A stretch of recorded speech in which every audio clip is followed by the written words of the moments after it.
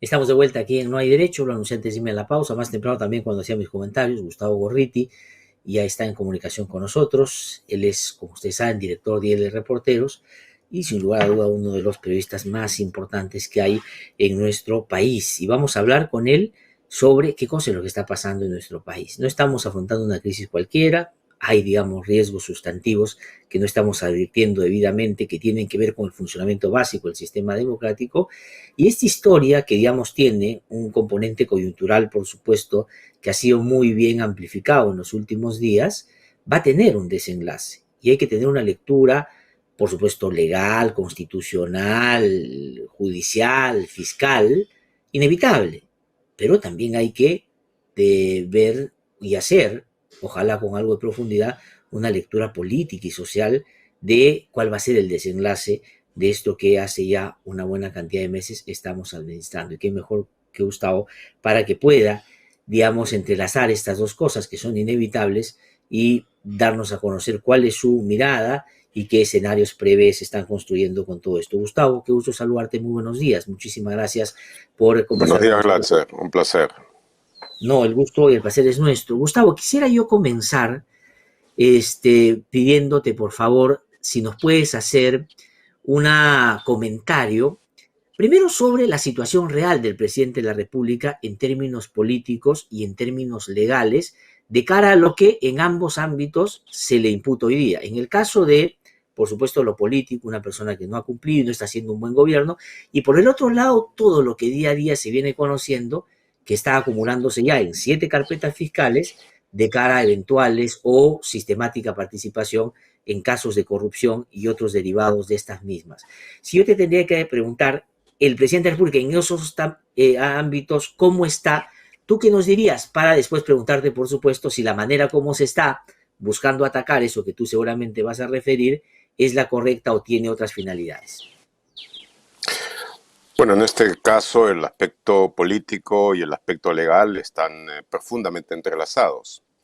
Es, es el código legal puesto a actuar en el ámbito político la política reducida al código legal, especialmente al ámbito penal. Lo que yo dije ya, pero mucho antes de que Castillo apareciera siquiera en el horizonte peruano, es de que buena parte de la historia peruana, de la historia del Perú, puede escribirse y debiera escribirse también como un atestado, puesto que el delito, el robo, la cutra, han sido desgraciadamente una parte integrante e integral de nuestra vida política y administrativa, organizada como Estado. Y eh, eh, eso ha creado, además, debo decir, toda una un permanente deseo de parte de la gente, de la población, de poder en algún momento llegar a un país honesto.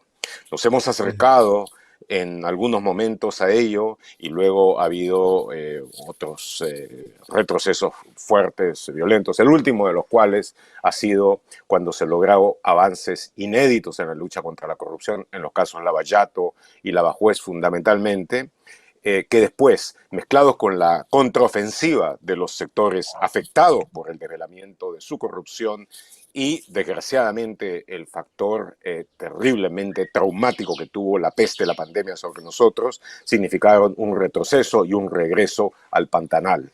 Dentro de ese pantano, dentro de esa situación en la que no solamente hay la corrupción, sino también una suerte de conmoción cognitiva y emocional de la nación entera como resultado de los traumas que se han vivido, es que estamos en la situación en que nos encontramos ahora. Recordemos que en la última elección presidencial que disputaron y que terminaron dando la segunda vuelta dos personas que ya solamente eso indica lo mal que se estaba, que eran Keiko Fujimori con Pedro Castillo, el nivel de representación, de representatividad expresada en el porcentaje de votación era menor de la mitad de lo normal, de lo que normalmente se ha dado en el país, incluso en las épocas malas.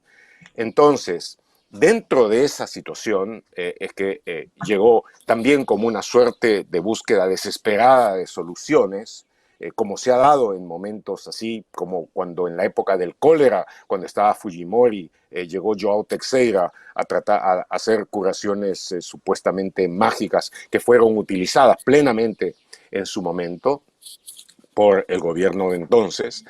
En esa situación es que todo esto se ha venido dando. Como tú lo has dicho ya claramente, lo han dicho también con claridad otros cuya trayectoria de compromiso con la democracia y con la lucha democrática ha sido constante, como el caso de César Hildebrand.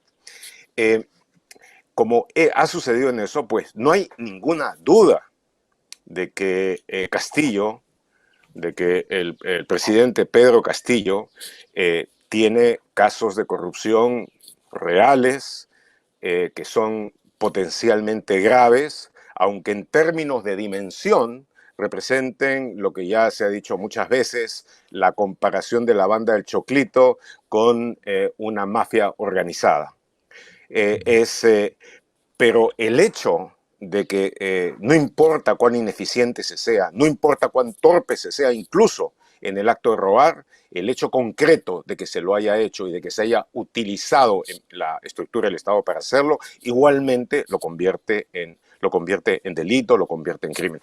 Eso está claro. Ahora, no se ha expresado de la manera unívoca, organizada, que con tanta rimbombancia, altisonancia y contraproducente alejamiento de la realidad, está en la denuncia de la fiscal de la Nación. Porque esta no es una organización criminal en el sentido que quieren presentarlo como algo estructurado, verticalmente vertebrado y todo aquello. Es un grupo de gente improvisada hasta en el robo, hasta en eso. Y que además ha tenido dentro de todo ello comportamientos contradictorios. Poner de que toda la acción de Castillo ha sido una cosa premeditada para llegar a utilizar el Estado, a convertirlo en una cleptocracia sistematizada, como ha sido otros casos en el Perú y en varias otras naciones. Eso es exagerar, es distorsionar y en consecuencia tener una visión confusa y equivocada de la realidad. En este caso en concreto, si tú ves, por ejemplo, tú ves y te das cuenta de que dentro de su impreparación, de su improvisación, de su búsqueda a tientas de hacer las cosas, él en algunos momentos ha tratado o ha hecho por lo menos los gestos de poner a gente bien calificada para determinadas posiciones. Como por ejemplo sucedió con Abelino Guillén en el Ministerio del Interior. Es uno, hay varios otros. También es cierto de que en el momento en que se produjeron algunos choques entre este grupo y el otro grupo, por lo normal procedió sacando a quien podía representar la posibilidad de un adesentamiento de la gestión pública.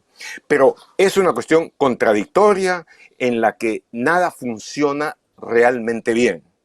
Entonces, eso es, digamos, los escaperos, los carteristas, la banda del Choclito en el gobierno, con algunas intenciones de hacer las cosas más o menos bien en ciertas partes de él y que casi todas terminan saliendo mal, y con el país caminando en piloto automático. Entonces, es en ese contexto en que se da la acusación y la denuncia. Y perdón por haberme extendido tanto. No, está muy bien, Gustavo, te he escuchado con atención y quienes nos siguen también, por supuesto.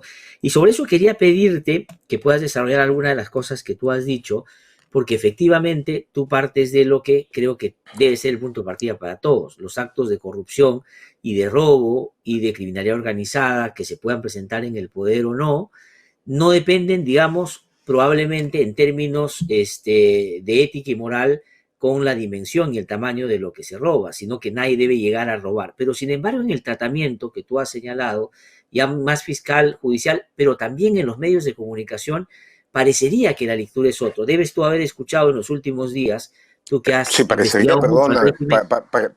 exacto, parecería que hemos vivido antes en el monasterio del Monte de Athos y que de repente empezó la corrupción en la historia del Perú. A eso Esa justamente iba. posición tan absolutamente absurda y buena parte, ¿no es cierto?, de los que ahora están vestidos con el hábito de Savonarola son gente a la que tú ves en el atestado de todas las corruptelas y corrupciones anteriores y no de estas pequeñitas de la banda del Choclito, sino de las que han estado súper bien organizadas. Ahora, justamente a eso iba lo que te quería preguntar, ¿no? Porque aquí daría la impresión que lo que se quiere es como resetear la máquina y dar la impresión de que todo comienza o se inicia con Castillo, siendo grave lo de Castillo. Pero hay dos elementos que quisiera poner. Uno, que inclusive se ha llegado a comparar esto con lo que pasaba en la época de Fujimori y Montesinos. Tú has sido uno de los que más ha investigado ese régimen y se ha dicho que Castillo tiene su Montesino, que esto estaba estructurado. Esas comparaciones. Y lo otro es ¿Quién es el que Montesino de el otro día Castillo? una portada del Sí. Comercio decía, hay una sola organización criminal y señalaba esto en consonancia con lo que la fiscal de la Nación ha dicho, que ella investiga la corrupción en el poder, pero su mirada muy restrictiva entiende solo el poder en el presidente Castillo y no mira, digamos, lo que puede estar pasando alrededor, que digo, también tiene elementos como muy sospechosos para por lo menos investigar seriamente. Bueno, vamos a eso ahora.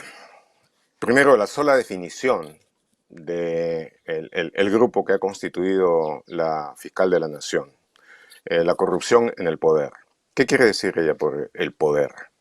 ¿Qué está representado? El poder, así como en un sentido omnímodo, ¿es Castillo?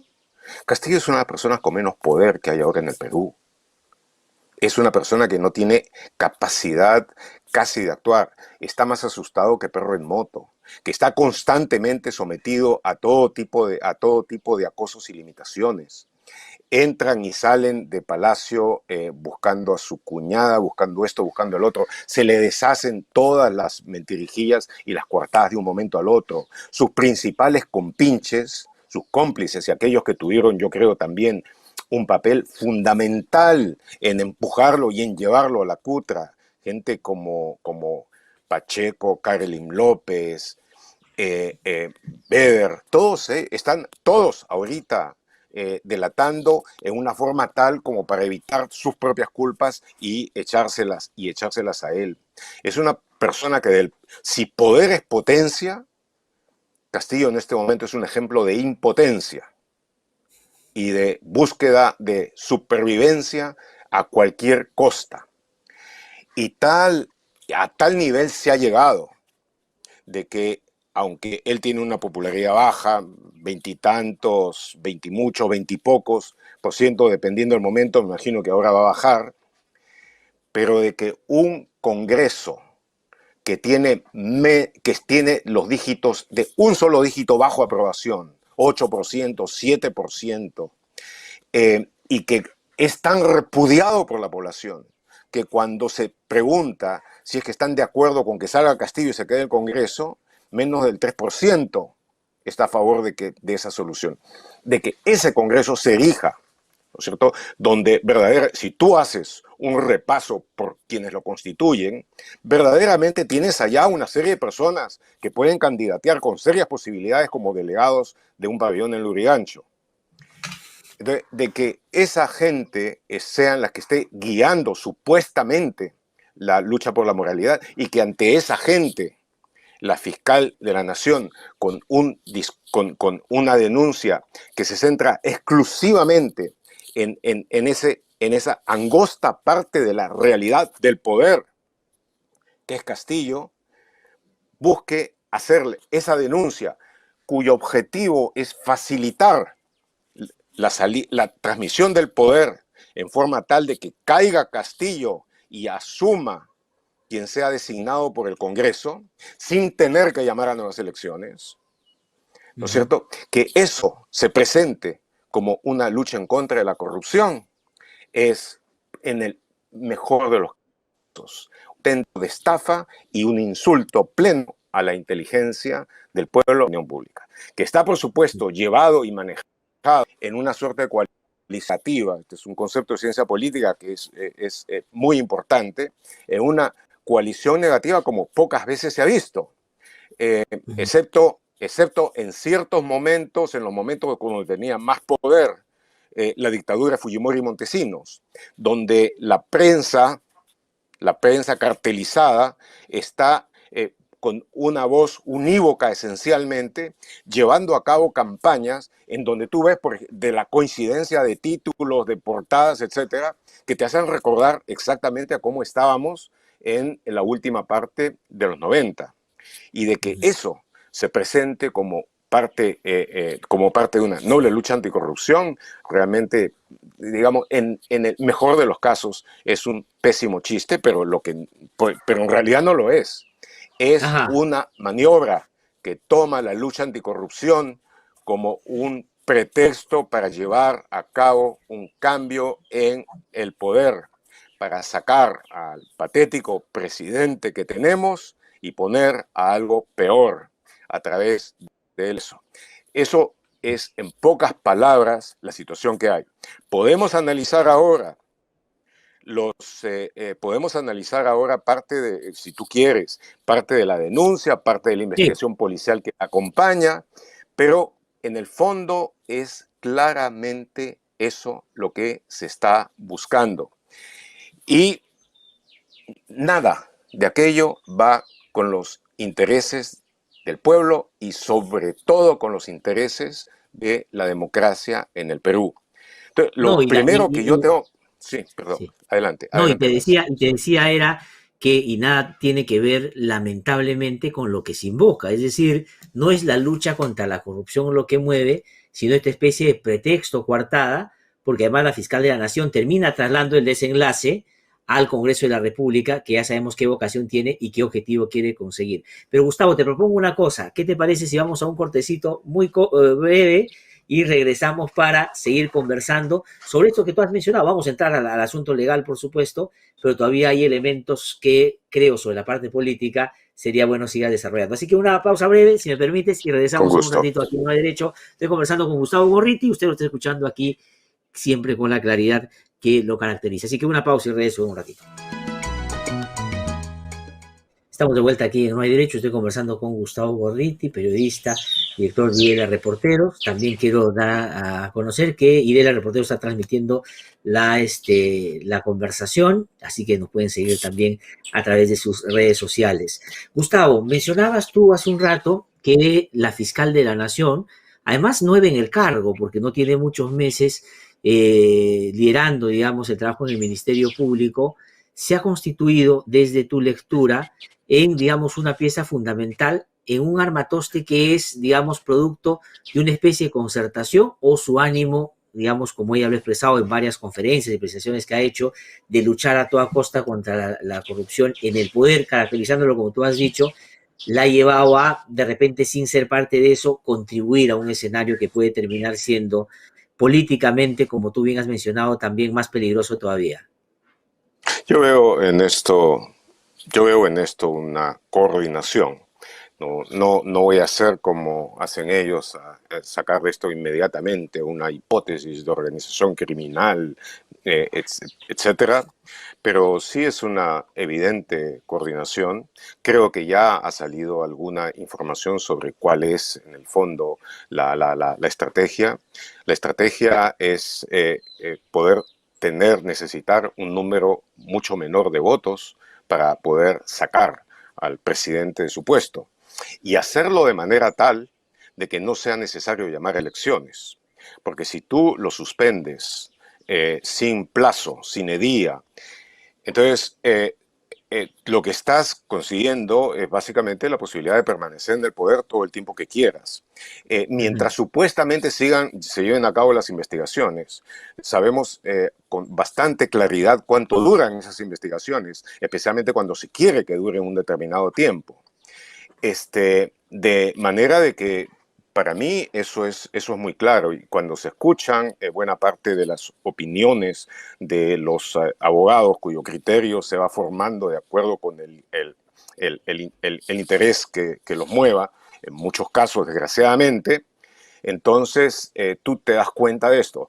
En su último número, Hildebrand en sus 13 saca una buena información sobre la cadena de contribuciones, supuestas contribuciones de los sofistas más reputados en el mercado en derecho para lograr esto. Menciona en primer lugar a Gersi, a Hackanson y a otras personas que están dedicados a hacerle la cobertura supuestamente legal a la ultraderecha para ese proceso.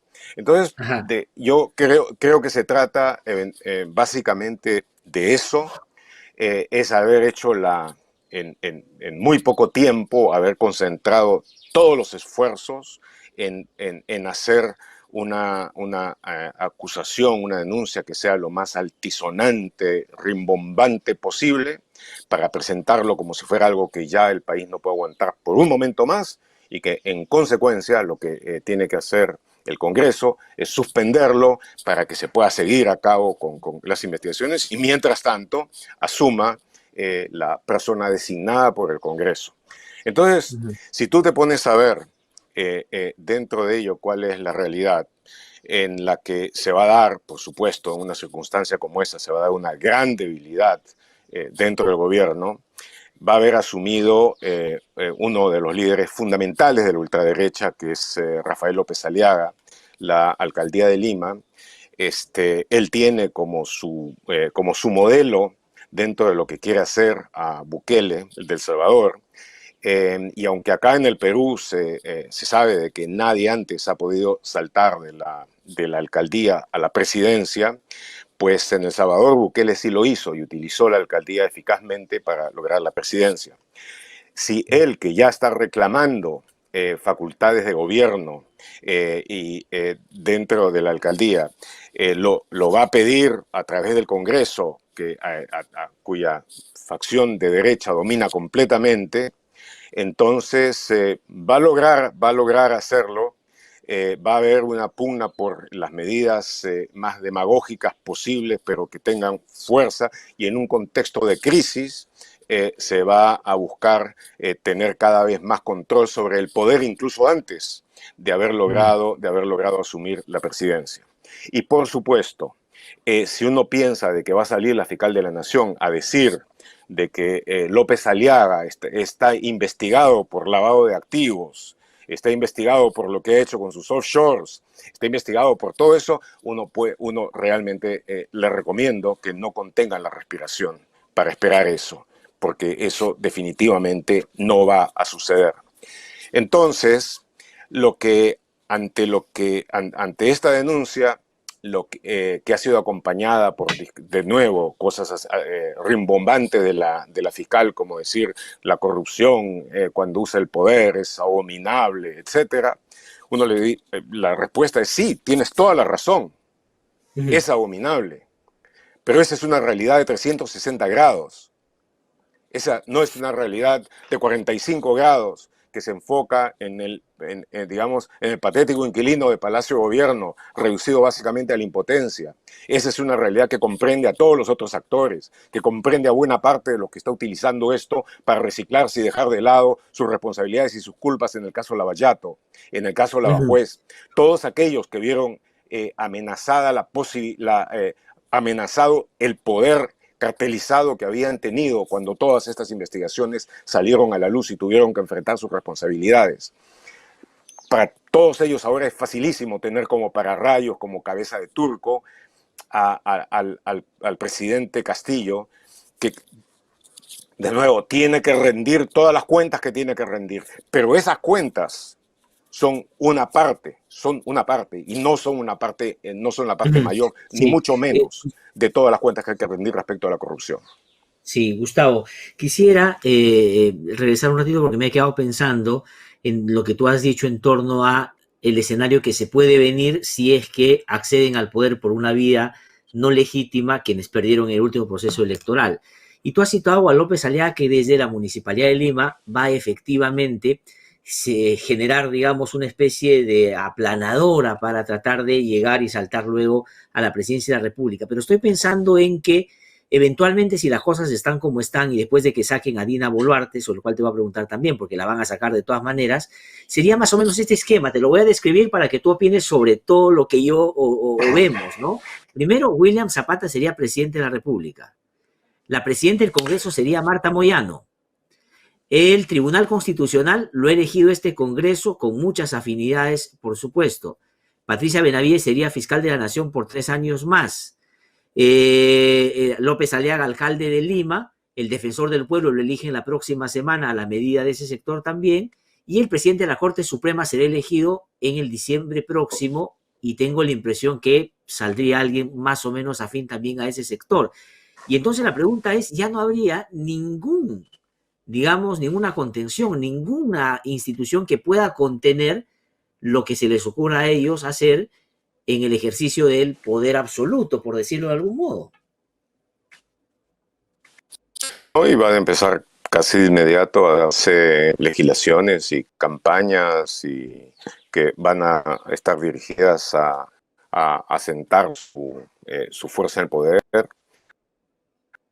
a rostrar y tratar de destruir a sus opositores y buscar de establecer de nuevo un sistema basado en la demagogia de la lucha por la seguridad y todo esto, que con un tismo rampón que suena bien y que después de muy poco tiempo tiene efectos no solamente ausentes, Sí. van a buscar. Y hemos vivido eso, ya hemos vivido eso en la PRI, donde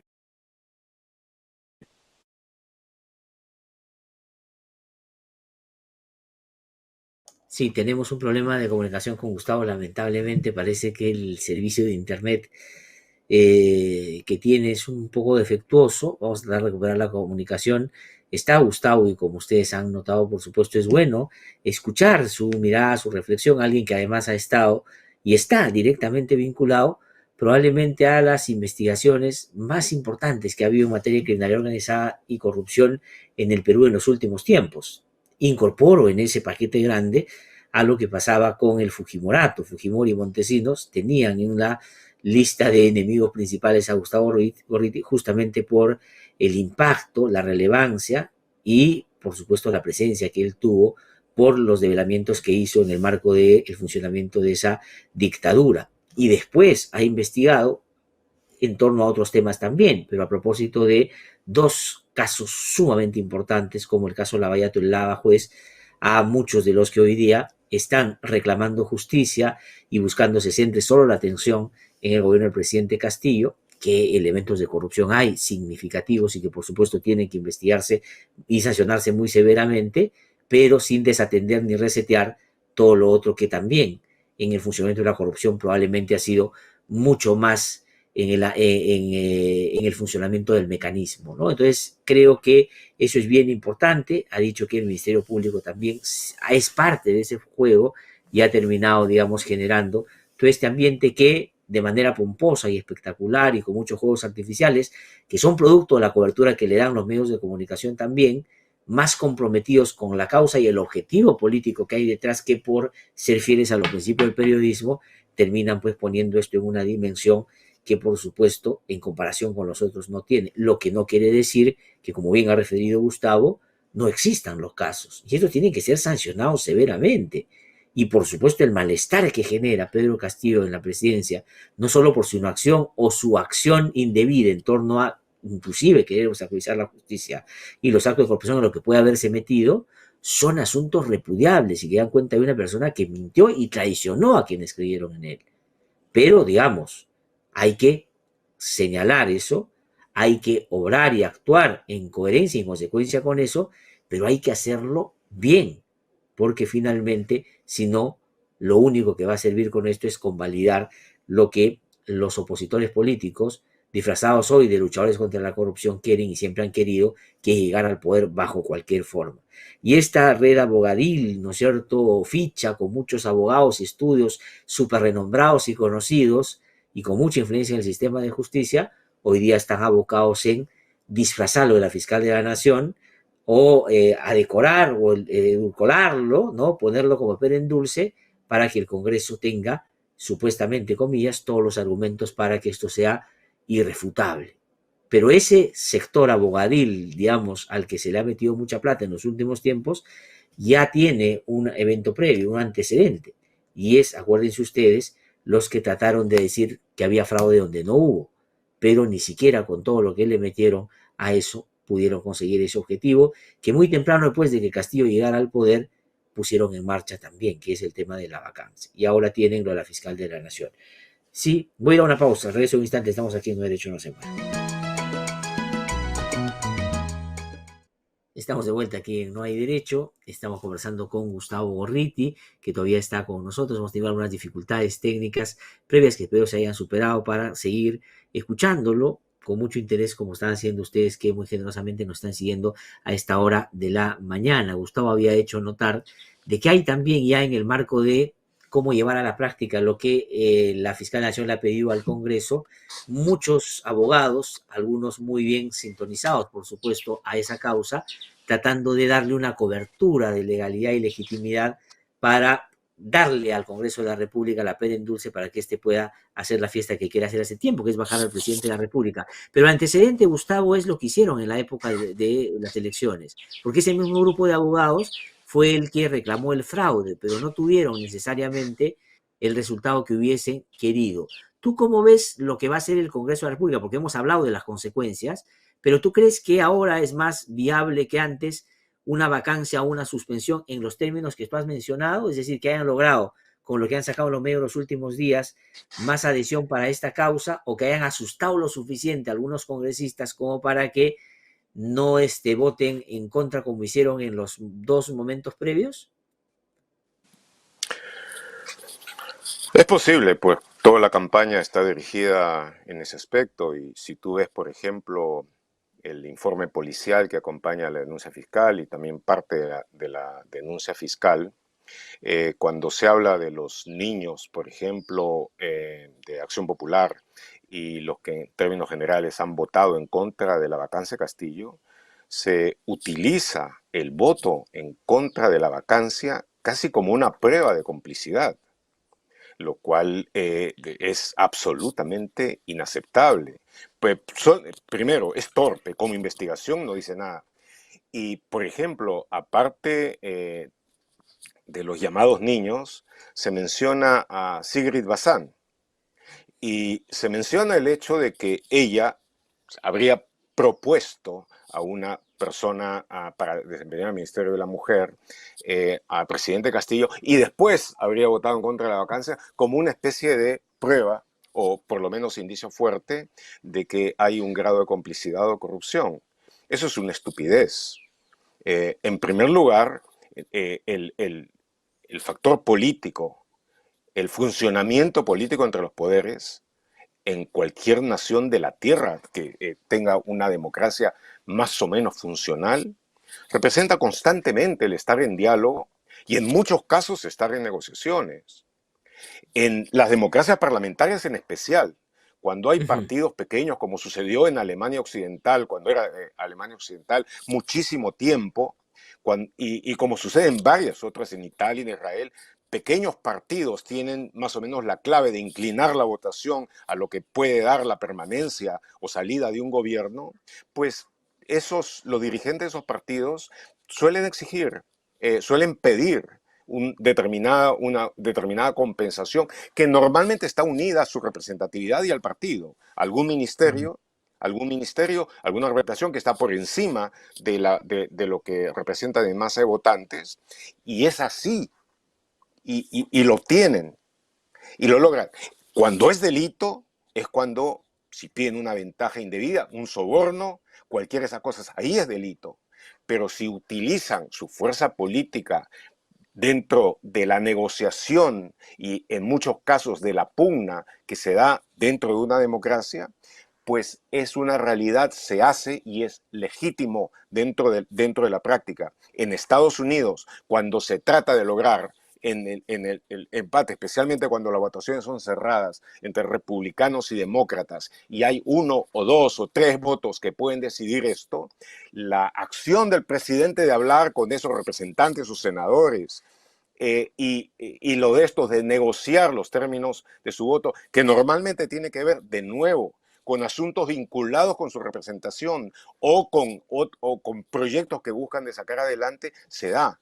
¿Es eso delito? Eso es parte del funcionamiento de una democracia. Quizás no es lo más estético, pero esa es la realidad y funciona y se da así. Entonces decir de que porque una congresista llegó, propone a una persona para que desempeñe un ministerio que tampoco es de importancia estratégica, desgraciadamente, porque debía hacerlo como el Ministerio de la Mujer, y que después vote en contra sin tener en consideración ninguno de los otros elementos, es francamente no solamente un insulto a la inteligencia, sino de otro lado llevar en forma pésima y que está Ahora, pero sí orientada puede a ser, lograr un resultado Gustavo, esa pero sí investigación. puede ser, Gustavo, funcional, digamos, para el objetivo mayor de este sector, que es asustar a los parlamentarios y para que cambien de opinión, porque ahora lo que están diciendo es, el que no Asustarlos y vota a favor de la amenazarlos, vacancia es cómplice de la corrupción y la complicidad es por punible, supuesto, entonces están por asustando a los supuesto. congresistas. Y no es vacancia ya, recuerda, es suspensión. Es Es suspensión, suspensión, sí. porque eso es también el otro aspecto que le va a gustar a muchos congresistas, van a sacar a Castillo, pues no van a tener que salir ellos.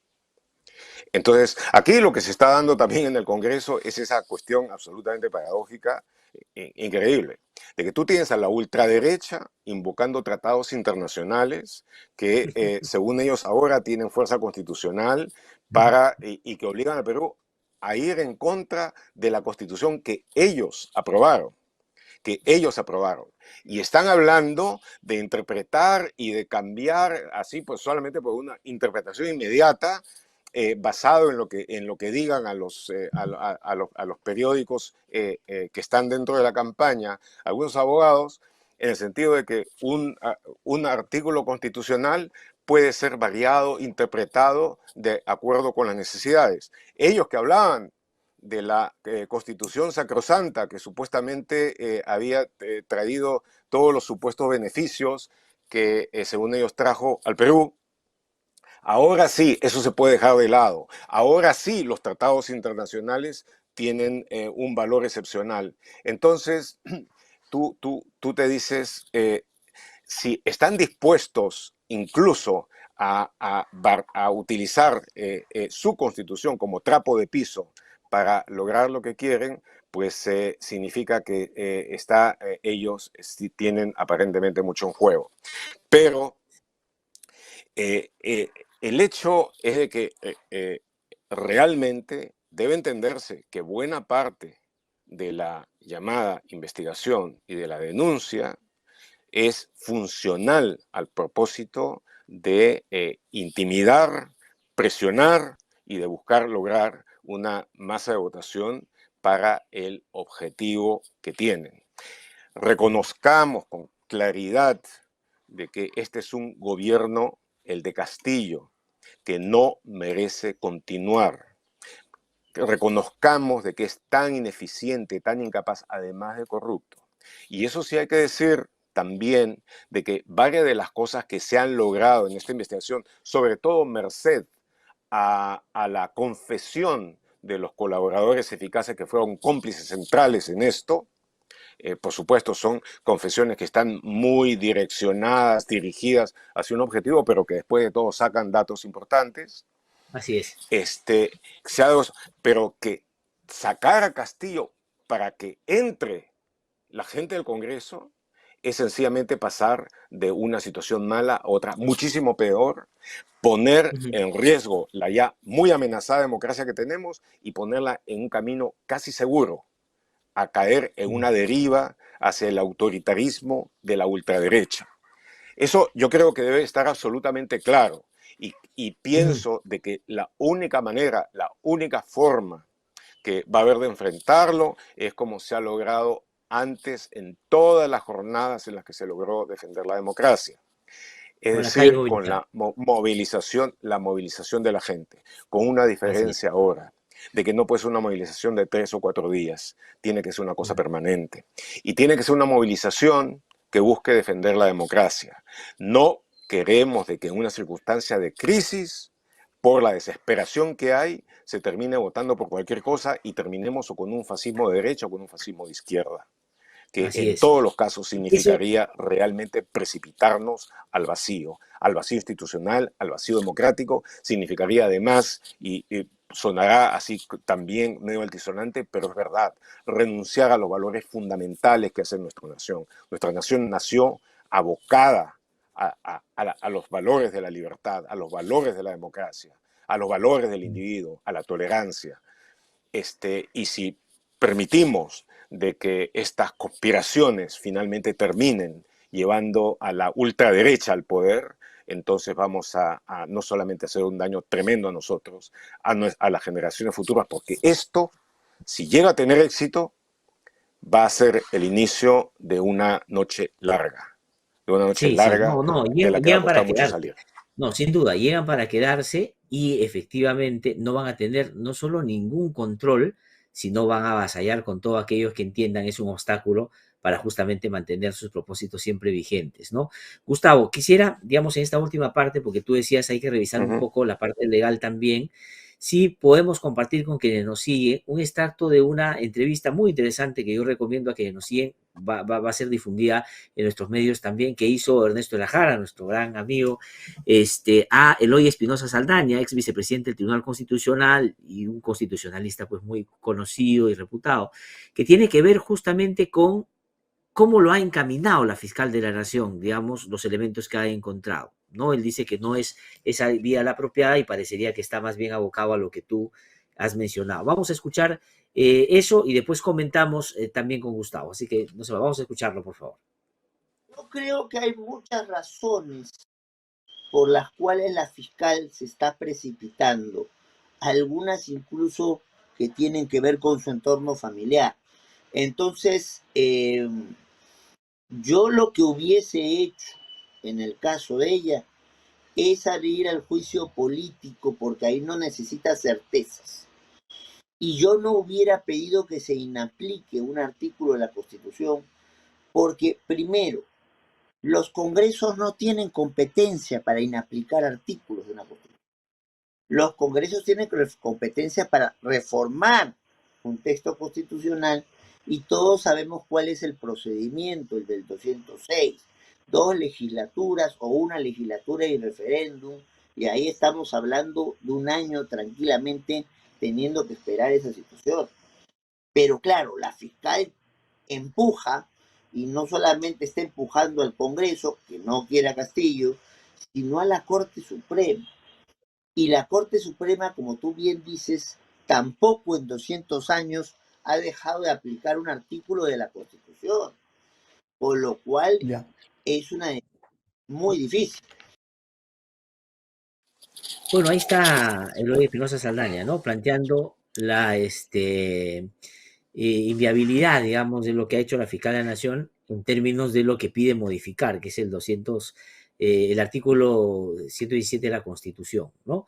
¿Qué piensas sobre eso? Y él incorpora otro elemento que tú has también ya mencionado, Gustavo, ahora, y que has desarrollado desde IED Reporteros, también investigaciones al respecto, el rol que está cumpliendo la fiscal de la Nación. Entonces, mi pregunta es en los dos sentidos: la viabilidad del pedido al Congreso en términos estrictamente constitucionales, como dice Eloy Espinosa, y la otra, ¿cuánto del escenario se distorsiona por los propios apremios de la fiscal con el caso, por ejemplo, de las dos hermanas, pero en particular una jueza que tú has escrito un artículo muy documentado también, que entre otros liberó a un narcotraficante que cayó detenido fuera y era un top, digamos, de los que se puede mencionar en la región?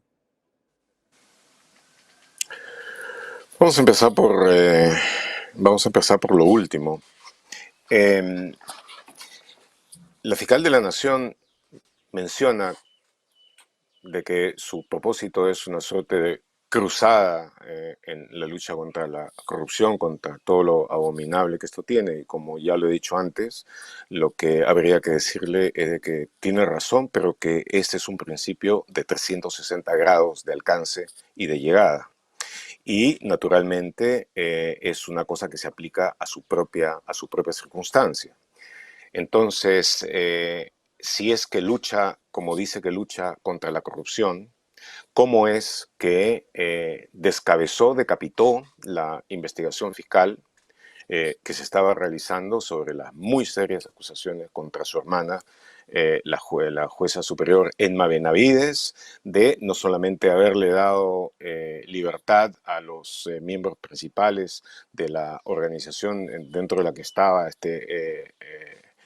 Roberto Gómez Herrera, alias Huevo, el narcotraficante colombiano, y algunos otros más, pero también el haberle dado la liberación al narcotraficante del BRAE, Papita o Papitas, y junto con ello a muchas otras personas que estaban vinculadas también con delitos de alta rentabilidad, que son, de acuerdo con la acusación que existe, aquellos que pagaron directamente para lograr esa libertad. Por supuesto, de que como en todos los otros casos, mientras no hayan pruebas concretas y que hayan sido examinadas y que hayan podido sostenerse dentro del examen de contradicciones propio de un juicio, ella tiene la presunción de inocencia, como sucede también contra los que la fiscal acusa y negándoles de hecho toda presunción en ese sentido, o a quienes rodea de sospechas que no tienen ningún fundamento. Pero entonces eso es lo primero que hay que decirle, sobre la base de qué ella dice que lucha contra la corrupción, si lo primero que hace es descabezar eso. Entonces, y utilizando conceptos absolutamente exagerados, sobre lo que es una organización criminal, etcétera, que también se le podrían aplicar a ella. Si es que fuera de esa manera. El caso al que estamos hablando no ha terminado. Hay más cosas, más hechos que nosotros vamos a sacar próximamente.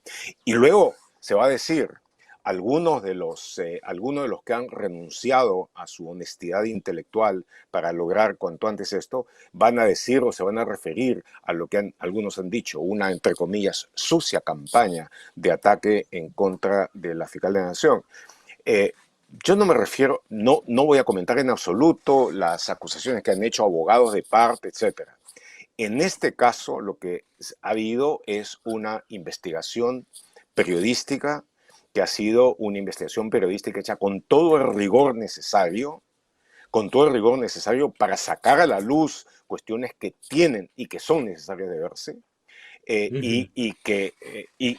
y además, en respuesta a quienes han hablado últimamente, han salido también con sus discursos altisonantes sobre la autonomía del Ministerio Público y la lucha con... Habría que decirles, pues ahí ustedes tienen una cosa como para luchar dentro de su propia institución, sobre el hecho de que con absoluta arbitrariedad se haya decapitado, cortado una investigación fundamental en torno a la aplicación de justicia. Porque si un político corrupto es profundamente tóxico y negativo para la sociedad, un juez corrupto lo es por lo menos igual. Entonces representa la necesidad de hacerlo. Y bueno, entonces a la fiscal de la Nación habría que decirle, pues lo que consideras que debe hacerse aquí, también considéralo allá, y que sea igual. No lo ha hecho, y se ha olvidado de todos los otros casos, y se ha olvidado de todos los otros casos de figuras importantes que a su turno tienen investigaciones también graves sobre corrupción, como es el caso que ya he mencionado de López Aliaga y lavado de dinero. Sí, ese ni lo mencionan, por supuesto, y los medios tampoco le hacen la pregunta cuando hay que consultarse sobre aquello. Para terminar, Es que Gustavo, para quería eso no preguntar... existe, sí. Exacto. Sí. O sea, digamos, y en el caso del presidente, que coincido plenamente contigo en los términos que lo describes, es un desastre, en fin, todo lo que tú has dicho, pero claro, estamos en un presidente que está en una investigación preliminar. En el caso de López Aliaga ya estamos en una investigación preparatoria. Eso quiere decir que hay elementos de constitución lo suficientemente sólidos para avanzar en un proceso que puede terminar en acusación, y él centrando en la Municipalidad de Lima, donde presuntamente se produjeron los hechos ilícitos en la caja municipal que ahora van a estar bajo su administración. Eso, por ejemplo, la fiscal debería ya llamarlo a la sospecha, es decir, ¿cómo ahora va a ser alcalde sobre, ¿no? Teniendo control en aquel lugar donde nosotros estamos todavía investigando? Pero sobre eso no se dice nada. Pero tú mencionabas sobre los reclamos internos en el Ministerio Público de Autonomía versus lo que ahora están dejando pasar de la fiscal de la Nación. ¿Cómo interpretas, por ejemplo, lo de Rafael Vela, ¿no? Que es un buen fiscal? Yo no voy a desmerecer, creo que es un buen fiscal, pero sí llama la atención que esté hoy día en una posición muy cerrada en defensa de la fiscal de la Nación, y el coronel Halber Colchado, Gustavo, de una persona también muy conocida, no de ahora, sino de hace mucho tiempo, que ha trabajado en casos importantes, es verdad, donde los que perseguía, como él mismo lo dijo en el Congreso, eran políticos pues de otros sectores que en ese momento lo detestaban y que hoy día lo aplauden, por supuesto. ¿Cómo entiende su rol en este contexto? Yo he visto durante todos los años anteriores a Rafael Vela, a partir del momento en el que asumió la coordinación del equipo especial para la investigación del caso Lavallato, llevar a cabo su labor con gran eficiencia profesional, con gran integridad y haciéndolo a fondo. Manejó muy bien la coordinación, manejó muy bien todas las dificultades que entrañaba llevar a cabo eso. Tuvo excelentes relaciones con los procuradores brasileños que llevan el caso de Lavallato, y eso ayudó mucho en términos de las confesiones que se hicieron en Brasil bajo los términos de delación premiada de la ley brasileña. Entonces, yo creo que ese es un mérito indudable que tiene Rafael Vela. Yo no entiendo yo no entiendo este cambio. Yo sé de que él tiene una antigua amistad con la fiscal de la Nación, y tiene también una antigua amistad con gente que tiene un papel muy cercano en cuanto a la asesoría de la fiscal de la Nación. Pero no entiendo, no estoy en absoluto de acuerdo con lo que ha hecho. Me parece que su posición no tiene un sustento, que no tiene un sustento claro, y creo que en defensa de su trayectoria, en defensa de lo que es, debería estar en condiciones de poderlo explicar con real claridad. Porque cuando se dice y se defiende y se aplaude a esta fiscal de la Nación, en realidad se está defendiendo lo que hizo contra de la fiscal Bersabe Revilla. Y sería Así muy es. interesante que Rafael Vela lo pueda explicar. En cuanto al coronel Colchado, cuyo también es muy conocido por su seudónimo, nom de guerra, su nombre de guerra, René, tú lo has dicho, él fue el que estuvo a cargo de la DIVIAC y trabajó muy cerca con el equipo especial en el caso Lavallato, y en eso lo hizo siempre con la vehemencia que tiene en llevar a cabo investigaciones. Normalmente lo hizo bien, y si tú recuerdas, se convirtió en un momento en la persona, en el policía más odiado por la derecha y por la ultraderecha. Es decir, Así es. lo querían fuera a toda costa, a toda costa. Estuvo tan es así de que estuvo exiliado y a punto, y se lo consideraba de que lo iban a sacar de la policía, lo mandaron a una provincia, no pensaron jamás en regresarlo a la DIVIAC, en fin. Y entonces, cuando su carrera parecía que injustamente iba a terminar, le dan esta posición, y él, digamos, se lanza de nuevo con la vehemencia que tiene, y que en este caso en concreto yo creo que se ha extralimitado. Como tú puedes ver, además, buena parte de la carrera de Harry Colchado ha sido en pugna con gente dentro de su propia institución, Ujú.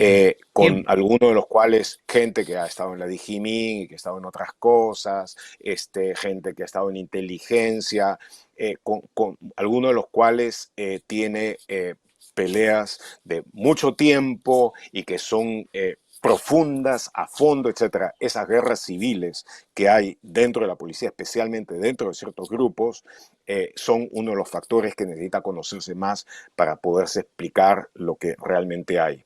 Y algunas de las cosas que se ven dentro de eso son parte de ello. Ahora, el hecho de que él ha logrado una suerte de extraterritorialidad, entre comillas, dentro de la policía al estar trabajando con el equipo especial, y el hecho de que se le está dando un apoyo de tal naturaleza de que la fiscal Marita Barreto ya busca influir sobre el presupuesto de la Digimin Ujú. en forma además imperativa, y todo eso, te indica de que ahí hay todo un conjunto de excesos. Ahora, para ser justo, quiero decir de que yo puedo entender alguna de las acciones de Harry Colchado dentro del mundo que estoy escribiendo.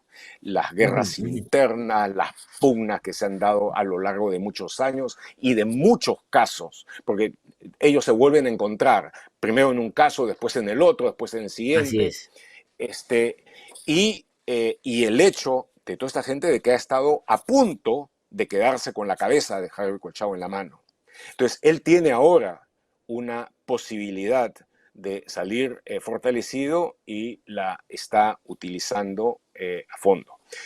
Es un buen investigador, pero que, de acuerdo con los casos en los que he visto que he estado y todo esto, necesita ser modulado por un comando con conocimiento, con capacidad, con manejo y con control.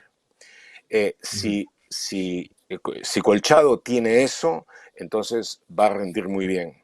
Si por lo contrario se le da una sola misión y que pase lo que pase, lo puede llevar a cabo, pues entonces me temo que se puede cometer excesos como creo que se está cometiendo en este caso.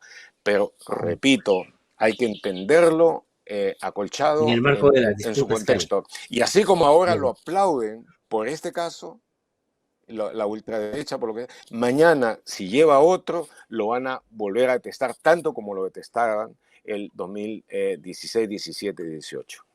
Sí, pues, sí, de eso se trata. Gustavo, te agradezco muchísimo. De verdad que ha sido un gusto tenerte en el programa, siempre lo es. Ahora creo que ha sido más relevante todavía porque el momento, como tú bien has descrito, es muy crítico y hay que estar mucho más atentos, no solo a lo que superficialmente se dice, sino a lo que nos estamos jugando al fondo, ¿no? Creo que los mínimos de democracia están en riesgo y hay que advertir porque lo que se viene va a ser una cosa peor, ¿no? Te agradezco Esto es mucho, lo que Gustavo, quisiera ¿no? decir. Sí, por Solamente favor. permíteme esta Claro que sí. palabra final. Porque luego de que examinamos los casos y todo, hay que ir a la cuestión de fondo. Detrás de todo esto existe un grave, serio peligro para la subsistencia, la supervivencia de la democracia. No podemos decir que estemos en un buen momento para la democracia, hace mucho tiempo está ahí en crisis, pero hay la posibilidad de sacarle de la crisis. Sin embargo, estamos en un momento de serio riesgo que puede tener consecuencias muy nocivas de largo plazo. En la sociedad civil, la que logró conquistar la democracia el año 2000 y defenderla luego, está la única posibilidad de hacerlo y de mantenerlo de esa manera. Es el momento de la sociedad civil no en defensa de ninguno de los líderes desprestigiados, en defensa de la democracia, en defensa de la posibilidad de tener una sociedad que logre un gobierno a la medida de todos y con la decencia y capacidad y competencia que el país necesita. Eso es, perdón por esta parte final, No. pero yo creo que era necesario decirla. No, al contrario, muchísimas gracias a ti, Gustavo, por tu tiempo y por tu mirada, ¿no? Que ayuda muchísimo a aclarar varias cosas que creo deberían estar más en el centro de nuestra preocupación. Un fuerte abrazo, muchísimas gracias. Gustavo Gorriti ha Gracias, hasta conversado con luego. nosotros esta mañana, ha sido un gusto como siempre tenerlo. Usted lo ha visto aquí, lo ha visto en IDL Reporteros también. Y ahí están, varias cosas sobre las cuales creo tenemos todos tarea, ¿no? Como sociedad. Voy a una pausa, desde un instante estamos aquí en Derecho No Se Para. Síguenos en Facebook, búscanos como IDL Radio y activa las notificaciones para ver No Hay Derecho en Vivo. Suscríbete a nuestro canal de YouTube, búscanos como IDL Radio y activa las notificaciones para ver No Hay Derecho en Vivo.